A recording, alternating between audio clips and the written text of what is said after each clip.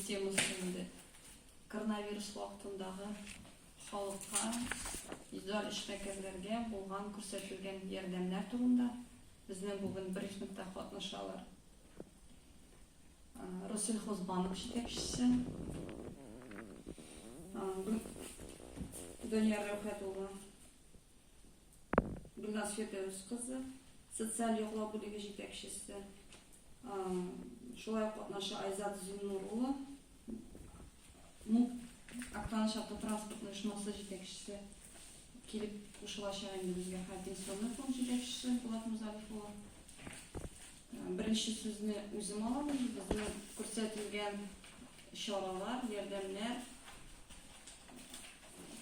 субъекты малого среднего предпринимательства дип әйтәбез инде, и һәм шәхси кешеләргә. Безнең иң беренче основной ярдәм күрсәтелде предпринимательләргә һәм халыкка продуктовый наборлар 4 транш белән таратылды, тапшырылды. Барлыгы 2791 продуктовый набор таратылды. Общей суммасы 3 миллион 349 тысяч тәшкил итте бу продуктовый наборларны. Республика тарафыннан 2640 продуктовый набор кайтты. Для детей, для семей с 4 детьми 38 продуктовый набор кайтты. Һәм 4 балалы гаиләләр өчен Гемадиев Айрат үзе тагын дополнительный 8 набор тутырып бирде. Шулай безнең эшмәкәрләребез ярдәм итте. Нургалиев Фарил 52 коробка тутырды һәм Ярмиев Илюс 53 коробка тутырып, и 2 коробканы БТИ хезмәткәрләре тапшырды, тоже күп балалы гаиләләргә. Субсидиягә килгәндә безнең кеше эшмәкәрлеккә 397 кеше эшмәкәрлеккә 12130 сумлык субсидия бирелде. Һәм аларда эшләүче кешеләр тарафына тоже шу бер мород күләмендә субсидия тапшырылды. Барлыгы 7 миллион 241 мең сумлык субсидия безнең районга таратылды. Безнең инде бар берничә оешма субсидия алмый калдылар, алар заявление язмадылар.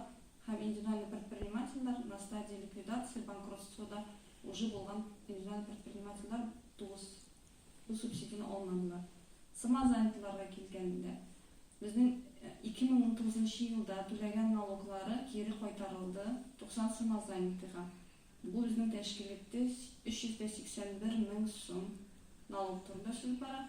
Һәм безнең бүгенге көндә 590 самозанятый теркәлгән. Аларга в виде электронных денег, кэш-деньги диебез, үзләренең личный кабинетларына электрон акча утырды. Бу инде в размере одного мрот 12130 сум күләмендә. Һәрбер самозанятыга 2020 елда күрсәткән үзләренең эшләре өчен, услугалары өчен, түләргән налог өчен бирелгән акча, электрон акча диебез.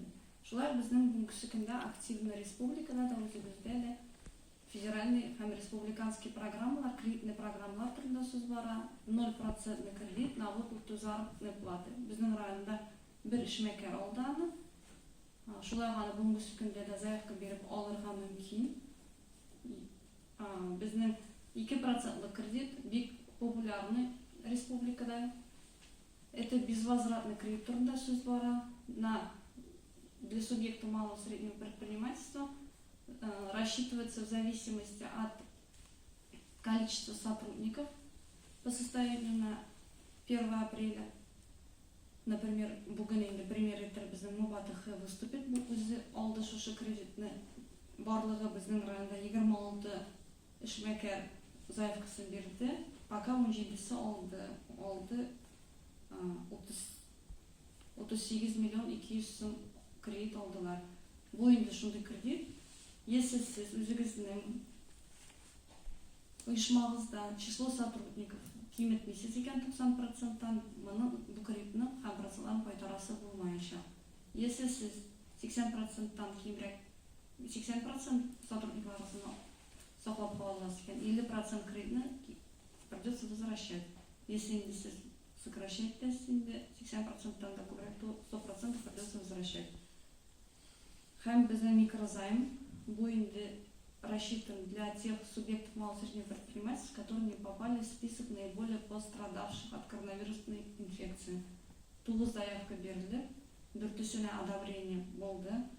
Бүгінгі күнде 5,5 миллион көбірек кредит алдылар, бұл кредитні. Һәм біздің бүгінгі күнде республика тарапынан тағын бір ярдәм көрсетілген. Поручительство гарантийного фонда. Если мендер субъект малого и среднего предпринимательства кредит алырға жинайды, аның залоговый имуществосы жетмесе, гарантийный фонд готов под 0% для оказать поручительство, выступить в банке. Һәм қызғанышқа қоса біздің районда бұл мера поддержки белән кулланучы юк, и тагын бір мера поддержки — это реструктуризация кредитов. Һәрбер эшмәкәр шулай үзенең электән алган кредитлары буенча реструктуризация ясар өчен шулай может обратиться в фонд поддержки предпринимательства, в банках, чтобы реструктуризировать свой кредит. Также безнең республикада шушы коронавирусная инфекция белән бәйле льготный ипотечный кредитлар под 4,5% активно пользуются популярностью. Безнең районда да эшләп киләләр, ансын да һәрбер банкка айрым мөрәҗәгать итәргә кирәк, һәр физическое лицо нинди ипотечный кредит алам дигән. Безнең районда бик активно алалар Россельхозбанкта, ул да бүген үзенең предложениеларын озвучивать итеп китә. Шулай безнең 15 июльдән иртәгәдән яңа төрле субсидия для дезинфекции диагнозы аны кирип китә. Бер ай эчендә заявка бирергә тиеш булалар эшмәкәрләр, которые работают в сфере общественного питания, гостиничного бизнеса, некоммерческие организации, в сфере дополнительного образования, физической культуры, оздоровления, спорта. Бу субсидия берилә 15 мең күләмендә, например, индивидуальный предприниматель үзегенә икән, аңа берилә 15 мең генә. Если, например, индивидуальный предприниматель или общество с ограниченной ответственностью, у которых имеется штат сотрудников, то дополнительно на каждого сотрудника еще 15 тысяч, 6,5 тысяч субсидий бериләчәк. Заявканы монда активно иттереп, налоговыйга язарга кирәк, заявлениесен 15 июльдән 15 августка хәтле. Минем инде әйтер сүзем шул. Следующий